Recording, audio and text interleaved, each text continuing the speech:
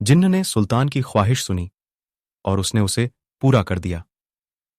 सुल्तान की ख्वाहिश को पूरा करने के बाद जिन्न ने उससे कहा, मेरे आका, आपकी 2 ख्वाहिशें पूरी हो चुकी हैं।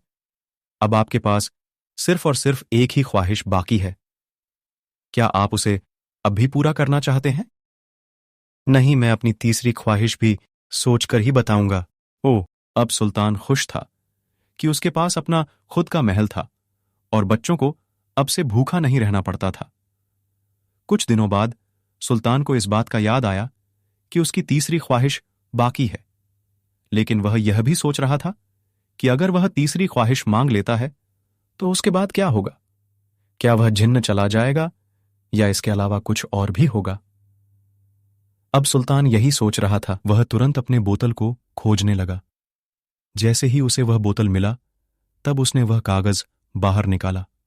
उसे उस कागज में लिखा था, कोई भी व्यक्ति इस जिन्न से 3 ख्वाहिश मांग सकता है, लेकिन 3 ख्वाहिश पूरी हो जाने के बाद उस व्यक्ति को सारी जिंदगी इस बोतल में कैद होकर रहना पड़ेगा। इसके बाद वह जिन्न आजाद हो जाएगा। यह पढ़ते ही सुल्तान घबरा गया। अब वह डरा हुआ था और बार बार सोच रहा था कि वह आगे क्या करेगा। तभी उसे एक तरकीब सूझी और उसने जिन्न को बुलाया। जिन्न उसके सामने हाजिर हुआ और बोला, क्या हुक्म है मेरे आका? मैं अपनी तीसरी ख्वाहिश पूरी करना चाहता हूं, सुल्तान ने जिन्न से कहा। जैसे ही जिन्न ने यह सुना, वह अंदर ही अंदर खुश होने लगा। वह सोच रहा था कि वह हमेशा के लिए आजाद हो जाएगा और उसे बोतल में नहीं रहना पड़ेगा।